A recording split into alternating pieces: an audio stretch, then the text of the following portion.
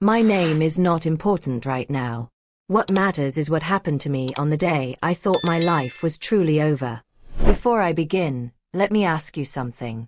Have you ever felt like everything you worked for was taken away in one moment? If you have, you are not alone. And if stories like this touch your heart, please subscribe to this channel, like this video, and turn on the notification bell so you never miss another powerful story. Also, tell me in the comments which country you are watching from. I read them all, and I want to know who is here with me. Now listen carefully, because what I am about to tell you still makes my hands shake. The most shocking moment of my life did not happen in a hospital. It did not happen in a courtroom. It happened on a quiet morning, inside a small empty house, when I stood barefoot on a cold floor, holding a letter that proved I had lost everything. Everything. The house was silent. Too silent. No laughter. No voices. No footsteps. Just me. And the sound of my heart beating fast like it wanted to escape my chest. I remember looking around the room. The walls were bare. The curtains were gone. Even the pictures that once hung there had been removed. This place used to be my home.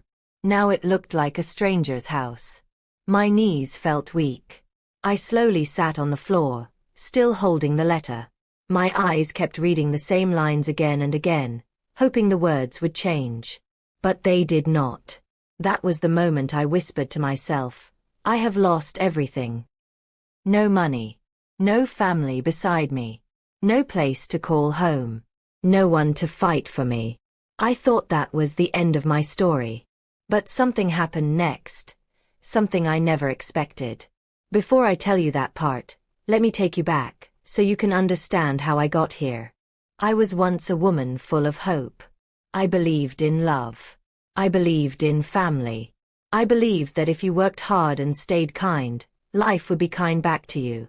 I was wrong. Years ago, my life looked very different. I woke up every morning with purpose. I cooked meals with love. I cleaned, I cared, I sacrificed. I gave everything I had, even when I had nothing left for myself. People around me thought I was strong. They thought I could handle anything. And because of that, they kept giving me more pain to carry. Slowly, the respect disappeared. Slowly, my voice stopped mattering. Slowly, I became invisible in my own life. Still, I stayed. I stayed because I believed things would change. I stayed because I was afraid. I stayed because I had nowhere else to go. Until the day everything collapsed. It started with small signs. Quiet arguments. Cold looks. Doors closing harder than usual. Conversations stopping when I entered the room. I felt it in my heart, but I ignored it. Then one evening, I was called to sit down. The room was tense. No one smiled. No one asked how I was doing. Words were said that cut deep. Decisions were announced as if I was not even there. My future was discussed like it belonged to someone else. I tried to speak. They told me to be quiet. That night, I did not sleep. I stared at the ceiling, holding back tears, asking myself one question over and over again. How did my life become this? Days later, the letter came. That letter. The one I was holding while sitting on the cold floor. It confirmed my worst fear. I was being pushed out. Left behind. Stripped of everything I thought was mine. I packed what little I could. A few clothes. Old shoes. Memories I could not leave behind. No one stopped me. No one hugged me. No one said sorry. As I walked out, I felt something break inside me. Not loudly. Not all at once. Just a quiet crack in my heart. That was when I truly believed I had lost everything. I had no plan. No money. No place to go. I walked until my legs hurt. I sat on a bench and stared at the road, watching cars pass, wondering where everyone was going, and where I was supposed to go. I felt small. I felt forgotten. I felt ashamed, even though I had done nothing wrong. I remember thinking, this is it. This is how my story ends. But life had one more moment waiting for me. A moment so unexpected, so powerful, that it changed everything I believed about myself. As I sat there, broken and empty, something happened that made me look up.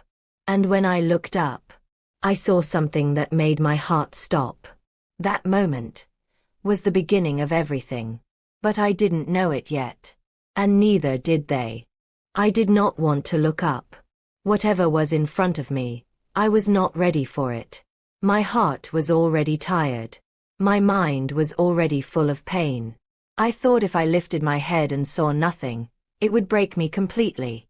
But something inside me, something small and quiet, pushed me to look. Slowly, I raised my eyes. At first, all I saw was light. Bright morning light cutting through the trees across the road. Then I noticed a shadow fall in front of me. Someone was standing there. I blinked once. Then twice. A woman stood a few steps away from me. She was not dressed in anything special. Simple clothes. Flat shoes. Her hair pulled back. But there was something about her eyes. They were calm. Kind. Not rushed. She looked at me like she could see me. Not through me. Not past me. But me. "Are you okay?" she asked gently. I opened my mouth to speak, but no words came out. My throat felt tight, like it had been tied with a rope. I shook my head slowly. She did not push. She did not ask again. She simply sat down beside me on the bench. For a few seconds, we said nothing. Cars passed. Birds chirped. Life went on around us like nothing had happened. Finally, she spoke again. "You look like someone who has been carrying too much." That was it. That one sentence broke me. Tears rushed to my eyes before I could stop them. I covered my face with my hands and cried like a child. Loud. Messy. Painful cries that had been waiting inside me for years. I expected her to move away. She didn't. She placed a hand on my shoulder. Warm. Steady. Real. "Let it out," she said softly. "You don't have to be strong right now." No one had said that to me before. When I finally stopped crying, my head hurt and my eyes burned. I wiped my face with my sleeve, embarrassed. "I'm sorry," I whispered. She shook her head. "Don't be." She asked me my name. I told her. She told me hers. She did not ask many questions. She just listened as I slowly told her pieces of my story. Not everything. Just enough. When I finished, she was quiet for a long time. Then she said something that surprised me. "You don't look like someone who lost everything," she said. "You look like someone who survived." I laughed bitterly. Survived what? I have nothing. She looked straight ahead. Sometimes nothing is the beginning of something new. I did not believe her. Not yet. She offered to buy me food. I wanted to refuse, but my stomach betrayed me. I had not eaten since the day before. We walked to a small place nearby. I ate slowly, feeling strange accepting kindness from a stranger. After we finished, she asked me where I was going. I had no answer. She nodded like she understood. "I can't fix everything," she said carefully. "But I know a place where you can stay tonight." Just tonight. Fear rushed through me. My mind filled with warnings. But something about her felt safe. Honest. I agreed. The place was small. Very small. One room. Clean but simple. A bed. A chair. A small table. But to me, it felt like a palace. That night, as I lay on the bed, staring at the ceiling, my mind would not rest. My body was tired, but my thoughts were loud. What if this was a mistake? What if tomorrow was worse? What if I really was alone in this world? Still, for the first time in a long time, I slept. The next morning, reality returned fast. I woke up with fear sitting heavy on my chest. I remembered everything. The letter. The house. The loss. Nothing had changed. Or so I thought. The woman came back later that day. She brought bread and tea. We talked more. She asked about my skills, what I liked to do, what I used to dream about. No one had asked me about my dreams in years. I told her I used to love helping people, organizing things, making places feel like home. She smiled.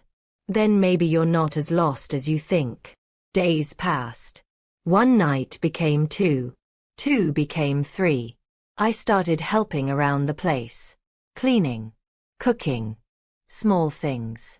It felt good to be useful again. But deep inside, fear never left me. I knew this could not last forever. Then, one afternoon, something unexpected happened. A knock came at the door. Not a gentle knock. A hard one. My heart jumped. The woman looked at me, her face suddenly serious. "Did you tell anyone where you are?" she asked. I shook my head quickly. No. No one. The knock came again. Louder. My hands began to shake. A terrible feeling crawled up my spine. I knew that knock. I had heard it before. From another life. Another place. Another pain. The woman walked slowly toward the door. She looked back at me and whispered, "Stay here." But my legs felt weak. My chest felt tight.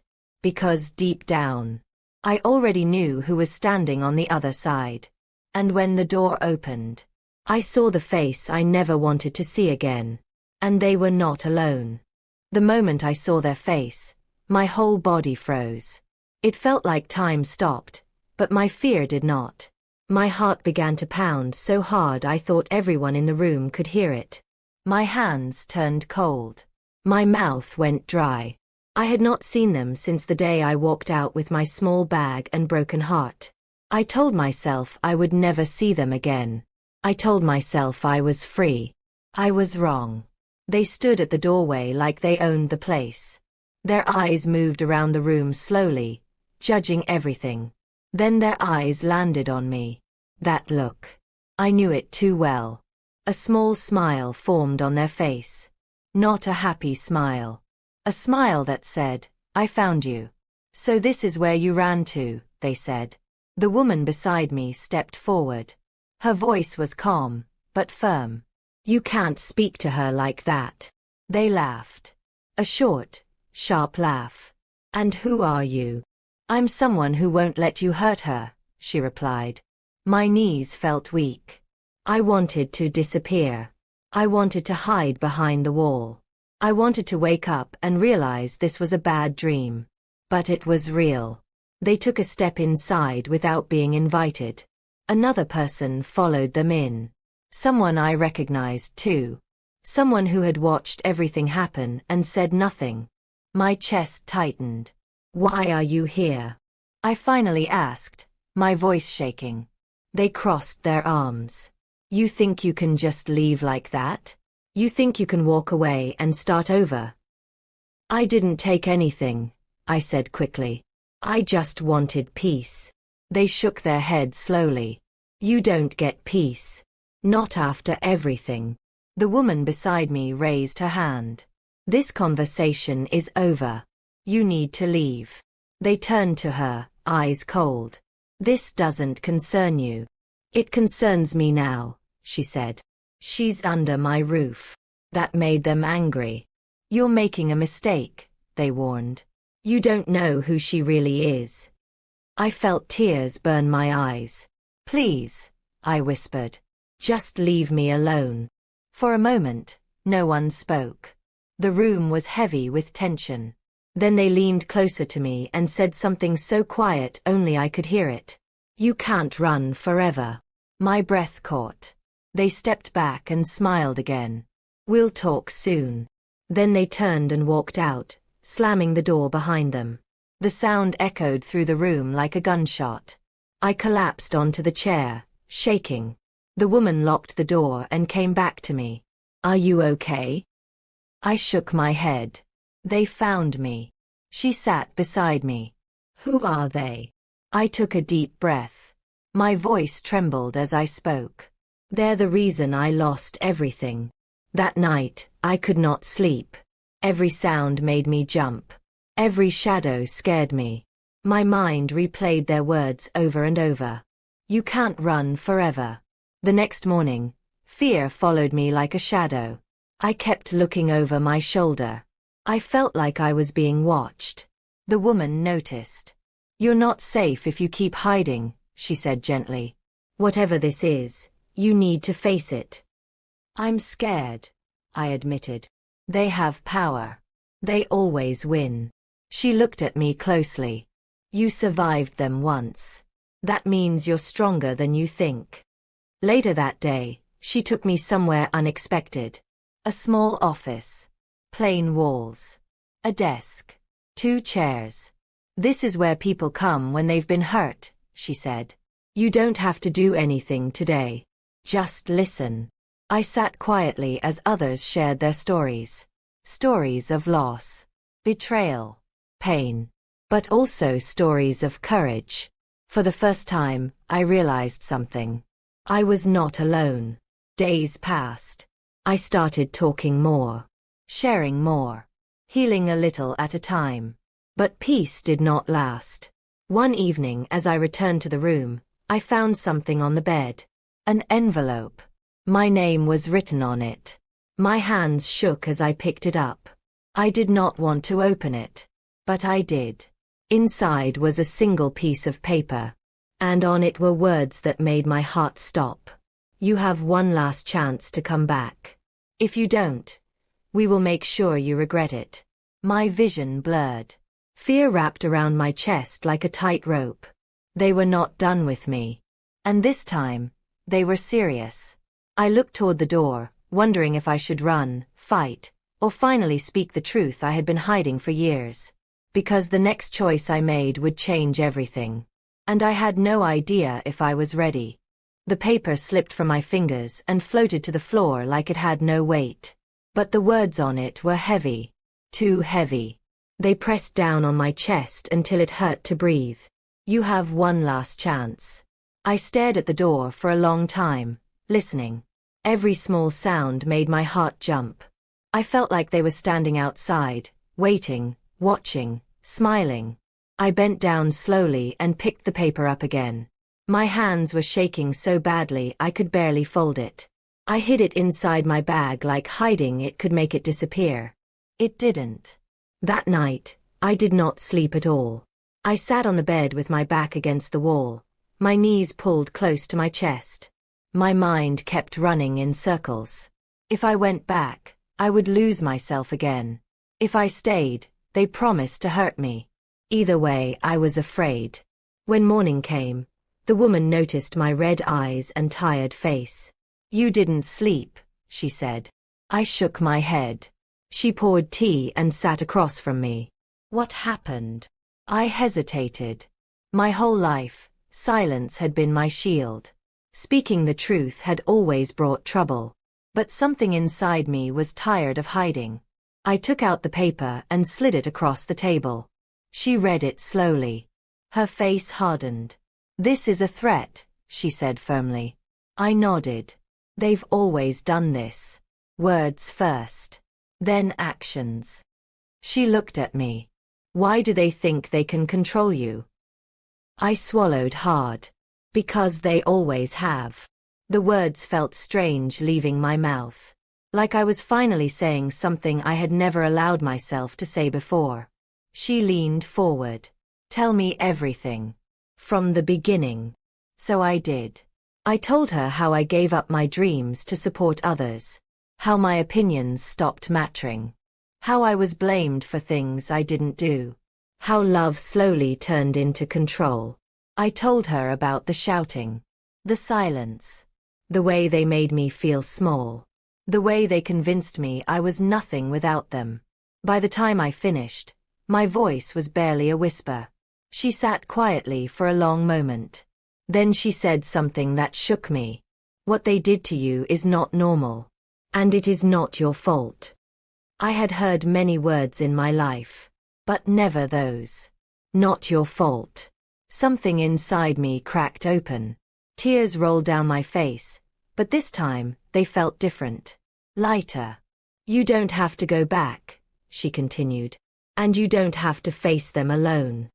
But they won't stop, I said. They never stop. Then we make a plan, she said. A plan. No one had ever made a plan for me before. That day, everything changed a little. She helped me write things down. Dates. Events. Words they said. Things they did. At first, my hand shook as I wrote. Then it steadied. Each word felt like taking back a small piece of myself. In the afternoon, she took me somewhere else. A place I had avoided for years. A place where people spoke about truth. As we sat there, my heart raced. I felt exposed. Weak. But also, ready. When it was my turn to speak, my voice trembled. But I spoke. I told strangers what I had never told anyone. I said the things I had swallowed for years. I admitted how scared I was. No one laughed. No one blamed me. They listened. Afterward, one person looked at me and said, "You're brave." I almost laughed. Brave. Me. But the word stayed with me. That evening, as we returned, something felt different. The fear was still there, but it was no longer in control. Until we reached the door. It was slightly open. My heart dropped. "I locked it," the woman whispered. Slowly, we pushed it open. The room looked normal at first. Nothing broken. Nothing missing. Then I saw it. My bag was open on the bed. The paper was gone. My chest tightened. "They were here," I whispered. Suddenly, my phone buzzed. A message. Unknown number. I opened it with shaking hands. "You should have listened." My breath caught. Panic rushed through me. "They're getting closer," I said. The woman took a deep breath. "Then we stop running." She looked at me with steady eyes. "Are you ready to stand up?" I wanted to say yes.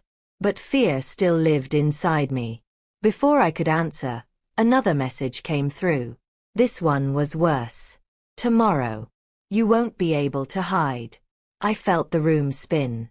Tomorrow. Whatever they were planning. It was coming fast. And I knew one thing for sure. The next day would change my life forever. I did not sleep that night.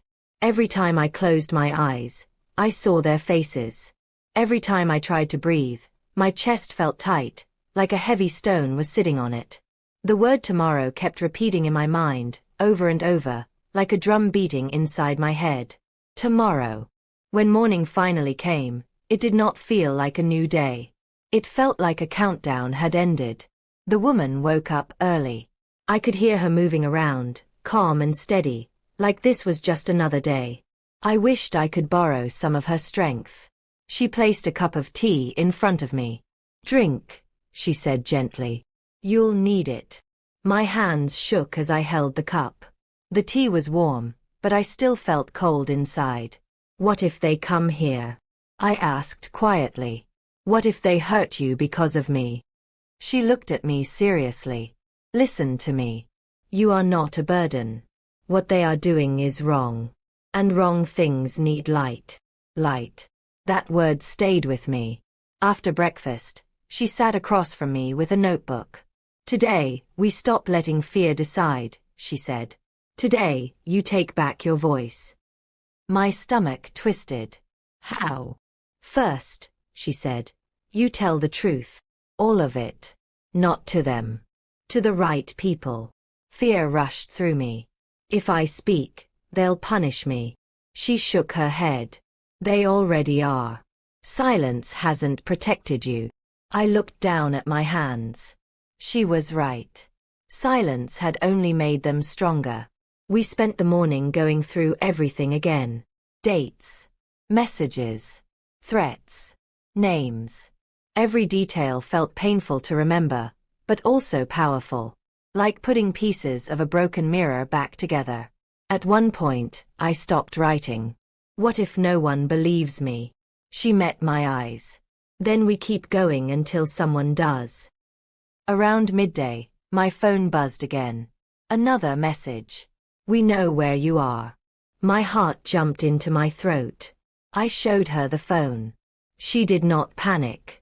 Good, she said. Now we know they're scared too. I stared at her. Scared of what? Of losing control, she replied.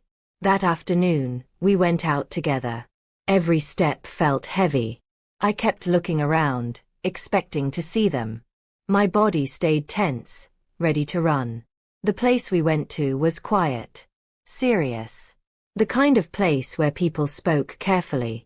As I sat there, waiting, my palms were sweaty. My heart raced. When it was time, I spoke. At first, my voice was small. My words came out slowly. But once I started, I could not stop. Years of pain poured out.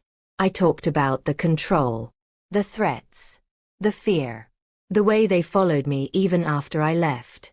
No one interrupted me. When I finished, the room was silent. Then someone nodded. Thank you for telling us, they said. You did the right thing. I felt something strange. Relief. It was not complete. But it was there. As we left, my phone buzzed again. This time, there was no message. Just a picture. A picture of me. Taken from behind. My heart stopped. They're watching, I whispered. The woman's jaw tightened. Then tonight we prepare. That evening, she helped me pack a small bag. Only what I needed. Documents. Clothes. The notebook. Are we running? I asked. No, she said. We're protecting you.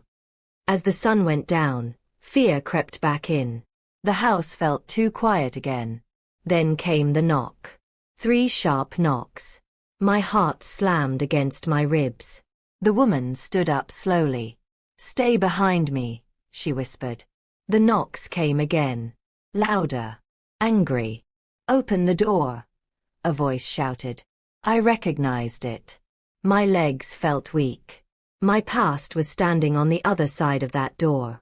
The woman did not open it. You are not welcome here, she said firmly. Silence. Then laughter. You think you can hide her forever, the voice said. She belongs to us. Something inside me snapped. Before I could stop myself, I stepped forward. My voice shook, but it was loud enough. I don't belong to you. The room went silent. My heart pounded. I had never spoken to them like that before. The woman looked at me, surprised. The voice outside changed. You're making a mistake. Leave, I said again. Or I will tell everyone. There was a long pause. Then footsteps. They were leaving. I sank into the chair, shaking. The woman placed a hand on my shoulder. You did it, she said softly. But even as she said it, my phone buzzed one more time. A final message appeared on the screen. This isn't over. My breath caught. I knew then that standing up was only the beginning. Because when you stop being afraid, the people who controlled you become desperate. And desperation makes people dangerous. The message stayed on my screen long after my phone went dark. This isn't over. I read it again and again, until the words lost their shape but not their power. My hands were still shaking. Even though they had left, it felt like their presence was still in the room, hiding in the corners, watching. The woman locked the door and checked the windows. They won't come back tonight, she said, but her voice was careful, not careless. I nodded, but fear did not listen to logic. That night, sleep came in short pieces. Every small sound woke me. A car passing. A dog barking. The wind brushing against the window. Each time, my heart jumped. But something else was there too. A small, new feeling. Pride. I had spoken up. It was only a few words, but they were words I had never allowed myself to say before. I don't belong to you. That sentence played in my mind like a quiet song. In the morning, the woman made breakfast like usual. Normal movements. Normal sounds. It felt strange, like life was pretending nothing had happened. She placed a plate in front of me. Today is important, she said. Not because of them. Because of you. I looked at her. I'm still scared. She nodded. Bravery doesn't mean you're not scared. It means you move anyway. After breakfast, she handed me my phone. Block their numbers, she said. Save everything first. I hesitated. Blocking them felt like cutting a final string. But I did it. One by one. Each block felt like closing a door. But doors closing can make noise. Around midday, something happened that made my stomach drop. A knock. Not loud. Not angry. Polite. My heart raced. I looked at the woman. She raised a finger, telling me to stay quiet. She looked through the small window in the door. Her face changed. It's someone official, she whispered. My breath caught. She opened the door slowly. A person stood there with papers in their hand. Calm. Serious. They asked for me by name. My legs felt weak as I stepped forward. We need to speak with you, they said. Fear rushed through me again. Had they lied? Had they twisted the story already? We sat down. The questions were careful, detailed. They asked about the threats, the messages, the people who came to the door. I answered as honestly as I could. My voice shook at first, then steadied. When I finished, they nodded. You did the right thing by coming forward. Those words again. You did the right thing. After they left, I felt drained. Like all the strength had been pulled out of me. The woman made me sit. This is part of it, she said. Healing is not quiet.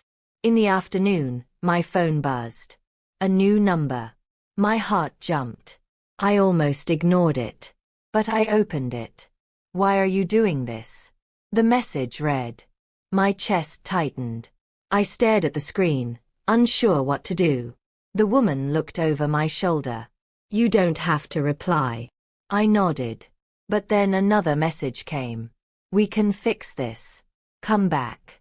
We'll forget everything. I felt anger rise in me. Hot and sharp. Forget everything? Like the pain never happened? Like the fear never mattered? My fingers hovered over the screen. Then I put the phone down. Silence was my answer. That evening, something unexpected happened. I laughed. It surprised me. The sound felt strange in my mouth. We were talking about something small, something unimportant, and suddenly I laughed. The woman smiled. There it is, she said. What? I asked. Her, she replied. The real you. Later, as I lay in bed, I thought about that. The real me. Who was she? For so long, I had been who they needed me to be. Quiet. Obedient. Invisible. Now I had space to ask myself a question I had never asked before. Who do I want to be?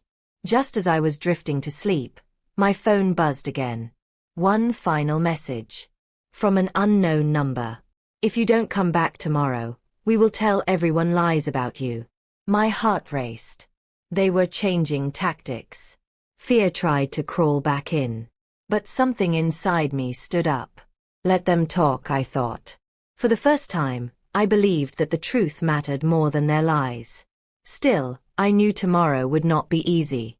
Because when control fails, people attack your name. And my name was about to be tested. I woke up before the sun. My phone was still in my hand. I must have fallen asleep holding it, like a shield. The message from the night before was still there, glowing softly on the screen. We will tell everyone lies about you. I sat up slowly, my heart heavy. 4 years, my biggest fear had been what people would say about me. I had worked so hard to look good, to be kind, to keep peace. I had swallowed pain just so no one would think badly of me. And now, they were threatening the one thing I had protected the most. My name.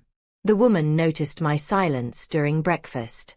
You're thinking too much, she said gently. They're going to ruin me, I whispered. They'll tell people I'm crazy, ungrateful, a liar. She looked at me carefully. Let me ask you something, she said. Are those lies? Or are they afraid of the truth? I did not answer right away. She continued, people who control others survive on silence. When silence breaks, they shout. That stayed with me. Later that morning, my phone started buzzing again. One message after another. Different numbers. Different words. Same goal. You've changed. You're embarrassing yourself. No one will believe you. You're destroying the family. Each message felt like a slap. My hands shook as I scrolled. My chest tightened. Old feelings rushed back. Guilt. Shame. Doubt. Maybe I was wrong. Maybe I was overreacting. Maybe I should just stop. That was how they always won. I stood up suddenly. I can't do this, I said. They're everywhere. The woman stood too. They want you tired, she said. Fear works best when you're exhausted. She took my phone gently and turned it off. Today, she said, you remember who you were before they told you who to be. She took me somewhere I had not been in a long time. A public place. Open. Bright. Full of people. At first, my body resisted. I felt exposed, like everyone was looking at me. Like they already knew the lies. But no one stared. No one whispered. People laughed. Walked. Lived. The world had not ended. We sat on a bench. The woman asked me simple questions. What do you enjoy? What makes you feel calm? What did you love as a child? The questions felt strange. I struggled to answer. I don't know, I admitted. That's okay, she said. Not knowing is better than living someone else's answer. As the day went on, I felt something shift. Very slowly. Like a tight knot loosening. Then my phone buzzed again. I had turned it back on. A notification. Not a message. A post. Someone had written about me. My stomach dropped. I opened it. My name was there. Twisted. Painted in ugly colors. They said I was unstable. That I abandoned people who loved me. That I was dangerous. Ungrateful. My hands began to shake violently. They started, I whispered. The woman read it calmly. This is what they warned you about. Tears filled my eyes. Everyone will see this. Yes, she said. And now you get to choose. Choose what? She looked at me with steady eyes. Do you hide? Or do you tell your story? My heart pounded. Tell my story. Out loud. Publicly. I imagined faces judging me. Whispers. Rejection. But then I imagined something else. Silence. Going back to being invisible. I shook my head slowly. I can't go back. That afternoon, we sat together and wrote. Not a response to them. My story. Simple words. Honest words. No anger. Just truth. I wrote about fear. Control. Leaving. Starting again. When I finished, my hands were shaking. Once this is out, I said, there's no turning back. She nodded. Freedom rarely comes with an undo button. I stared at the screen. My finger hovered over the button. Post. My heart felt like it would burst. I closed my eyes. And pressed it. For a moment, nothing happened. Then the reactions started. Slowly. One comment. Then another. Some were kind. Some were quiet support. Some were cruel. But something unexpected happened too. Messages came in privately. I went through something similar. Thank you for speaking. You're not alone. I covered my mouth, tears streaming down my face. I was not alone.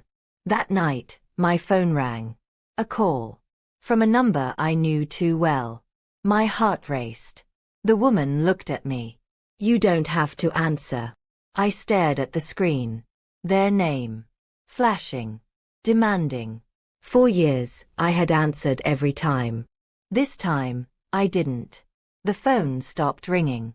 Then it rang again. And again. Finally, a message came through. You've crossed a line. I felt a chill run through me. Because I knew what that meant. They were no longer trying to scare me. They were angry. And anger makes people reckless. As I turned off the phone and leaned back, my heart pounding, one thought filled my mind. I had spoken the truth. But now, I would have to face the consequences. The night after I told my story felt heavier than all the nights before it. I lay awake, staring at the ceiling, listening to my own breathing. Each breath felt loud in the quiet room.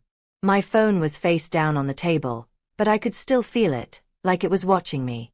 I had crossed a line. Not the line they talked about. The line inside me.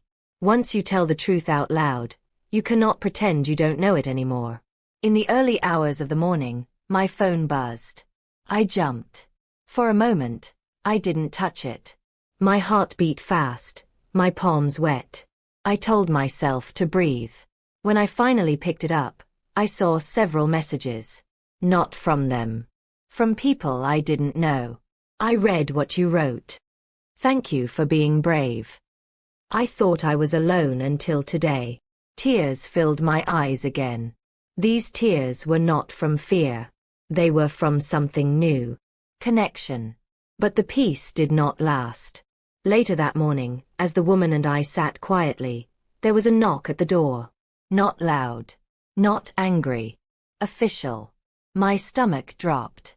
The woman stood up slowly. It's time, she said. She opened the door. Two people stood outside. Calm. Serious. Papers in hand. They asked to speak with me. My heart raced as I sat down across from them. My hands trembled in my lap. We've received a report, one of them said carefully. And we've also seen what was shared publicly. My throat tightened. Am I in trouble? They shook their heads. No. But the situation has changed. They explained that after my story went public, other people had come forward. People with similar experiences. People who had stayed silent for years. My breath caught. I wasn't the only one, I whispered. No, they said. You were the first to speak. The weight of that hit me hard. First. That meant everything. And it meant danger. They talked about safety. About steps. About protection. About what might happen next. I nodded, trying to take it all in. After they left, my body felt weak. I sat on the floor, my back against the wall. I didn't mean to cause trouble, I said quietly. The woman sat beside me. Truth doesn't cause trouble, she said. It reveals it. That afternoon, the messages changed. The kind ones slowed. The angry ones grew louder. You're lying. You want attention. You're destroying lives. Each message cut deep, even though I knew they were wrong. My old self would have apologized. This time, I stayed silent. Then something happened that made my blood run cold. A picture appeared on my phone. The front of the building. Taken that day. My heart slammed against my ribs. They're close, I whispered. The woman did not hesitate. We're leaving, she said. We packed quickly. Only essentials. No memories. No extras. As we stepped outside, the world felt different. Sharper. Louder. Like danger was everywhere. We moved fast. Quiet. Careful. The place we went to was not comfortable. It was not home. But it was safe. That night, I sat on the bed, shaking. What if they never stop? I asked.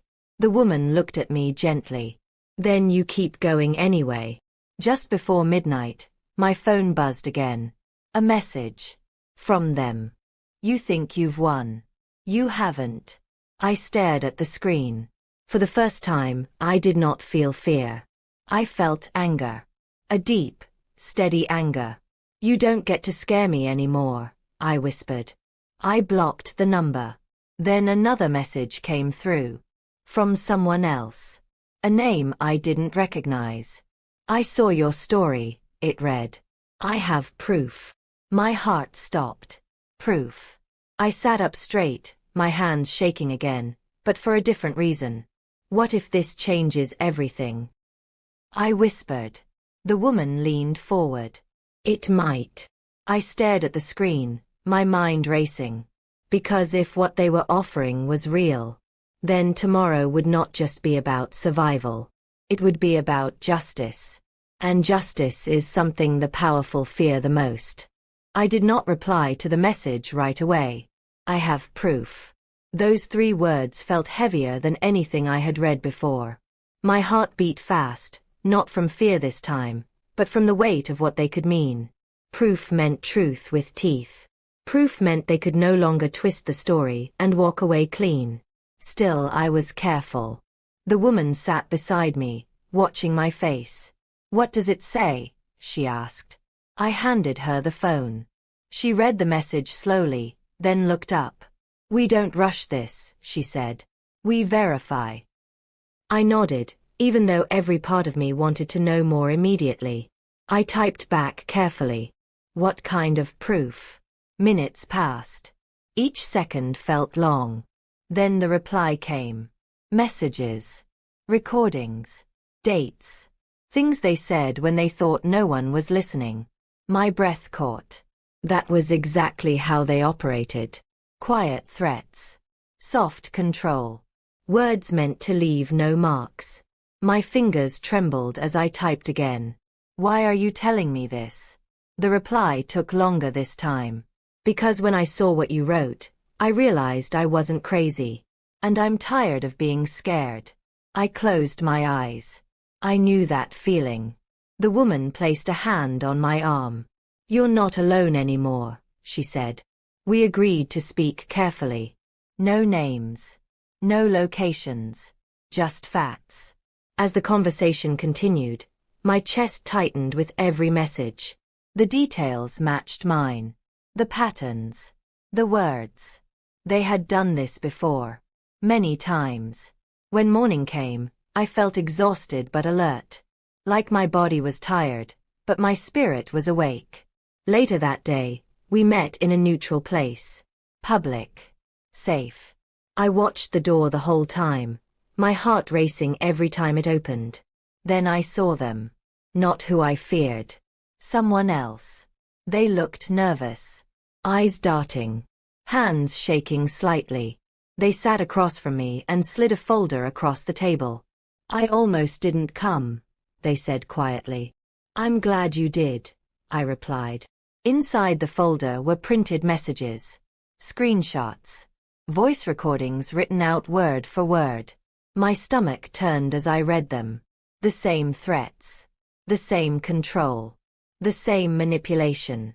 But seeing it on paper made it real in a way memory never could. This is just part of it, they said. I have more saved somewhere else. Why didn't you speak before? I asked gently. They looked down. Because they told me no one would believe me.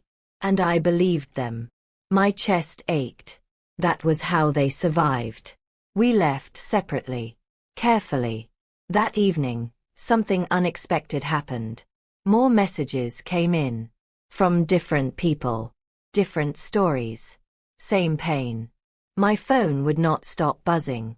I felt overwhelmed. I can't carry all of this, I said. The woman nodded. You're not meant to carry it alone. She helped me organize everything. Names. Dates. Evidence. Stories. The truth was building. But so was the danger. That night, my phone rang again. A private number. I stared at it. This time, I answered. Stop this, a voice said immediately. Angry. Tight. Desperate. You're ruining everything. I took a deep breath. You ruined it yourselves. There was silence. Then the voice changed. We can make this go away. Money.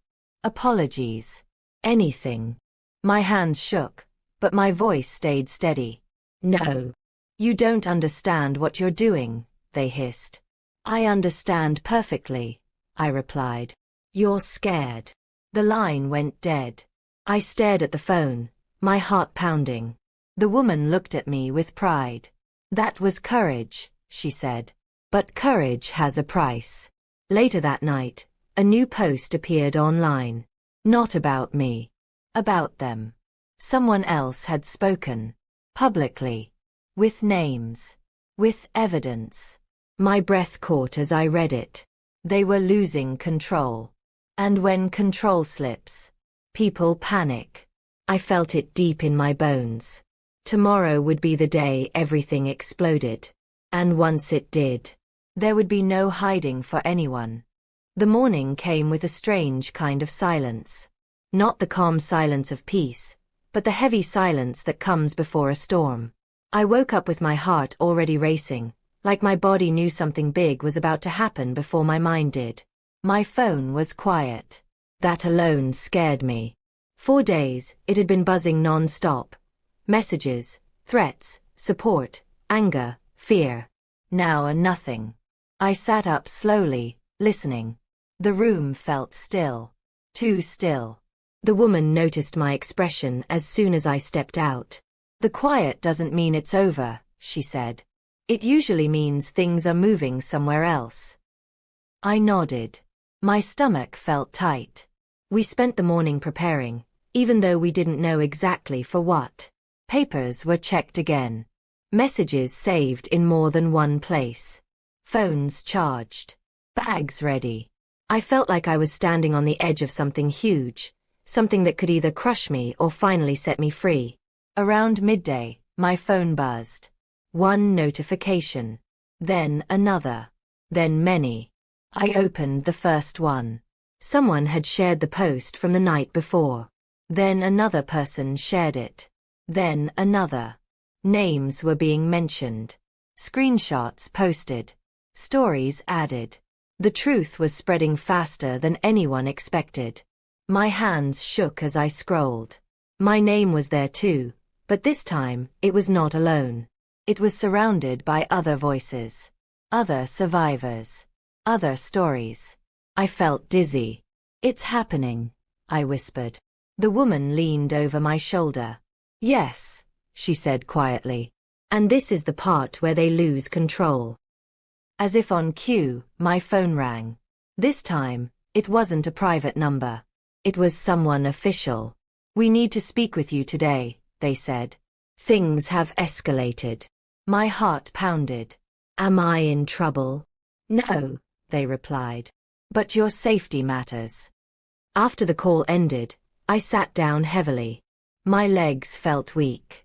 I thought about the woman I had been just weeks ago. Quiet. Afraid. Convinced she had lost everything. If she could see me now, she wouldn't recognize herself. We left soon after. The drive felt long, even though it wasn't. Every passing car made me tense. Every stop felt dangerous. When we arrived, the air felt serious. Heavy. Important. I was asked questions again. This time, they were different. More direct. More focused. They showed me things I hadn't seen before. Evidence from others. Patterns. Connections. It was bigger than me. Much bigger. You understand, one of them said, that once this moves forward, there's no turning back. I swallowed hard. My mouth felt dry. 4 years, I had been forced to move forward when I didn't want to. This time, the choice was mine. Yes, I said. I understand. When we left, my body felt numb. Like I had poured everything out and there was nothing left inside me. But the day was not done. By evening, the internet was on fire. People were talking. Arguing. Choosing sides.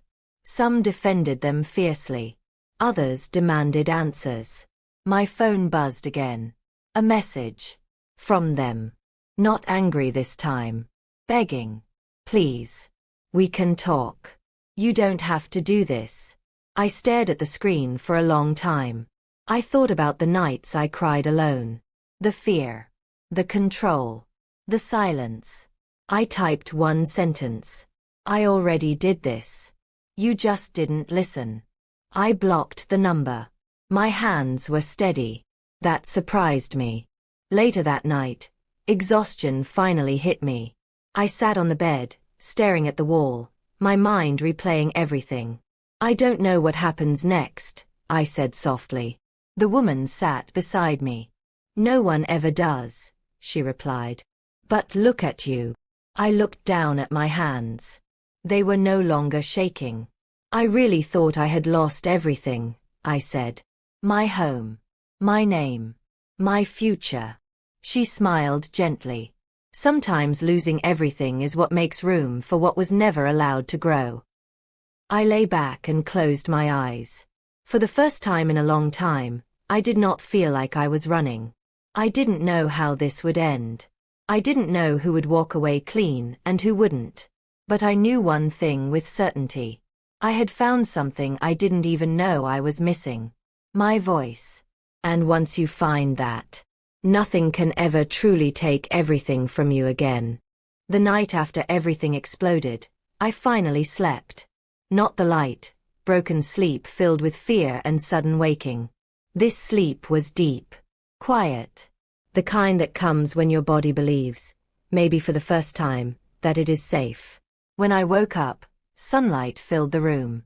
I sat up slowly, listening. No knocks. No buzzing phone. No fear sitting on my chest. Just silence. And peace. I picked up my phone carefully, like it might still bite me. There were messages, but they were different now. No threats. No lies. No control. Instead, there were words like, "You helped me speak. I finally told my story too. Thank you for being brave when I couldn't." Tears filled my eyes again, but these tears were warm. I had not just saved myself. I had opened a door for others. Later that day, I stood in front of a mirror and really looked at myself. Not the woman they described. Not the woman they tried to break. I saw someone tired, but standing. Someone scared, but honest. Someone wounded, but alive. For so long, I believed losing everything meant the end. But I was wrong. Losing everything was the beginning. The woman who helped me stood beside me. "What will you do now?" she asked. I thought about it carefully. "I'll rebuild," I said. Slowly. Honestly. On my own terms. And I did. It wasn't easy. Healing never is. Some days, the past tried to pull me back. Some nights, old fears whispered lies. But now I knew the truth. I was never weak. I was surviving. Piece by piece, I rebuilt my life. A small place of my own. A routine that felt safe. People who listened instead of controlled. And most importantly, I rebuilt my heart. I learned to say no without guilt. I learned that love does not hurt. I learned that silence is not peace. One evening, as I sat quietly, I realized something that made me smile. I no longer felt like I had to prove my story. I knew it. And that was enough. If you are listening to this story right now and you feel seen, if you've ever been made to feel small, controlled, or afraid to speak, please hear me clearly. You are not broken. You are not weak. And you are not alone. Sometimes, losing everything is how you find yourself. And sometimes, courage doesn't roar. Sometimes, it whispers. Try one more time. Before this story ends, let me ask you something. If this touched your heart, please subscribe to this channel for more powerful, emotional stories like this. Like this video so others who need it can find it. And turn on the notification bell so you never miss the next story. Also, tell me in the comments, where are you watching from? I want to know who is here with me. And remember this. No matter how much you think you've lost, as long as you still have your voice, you still have everything.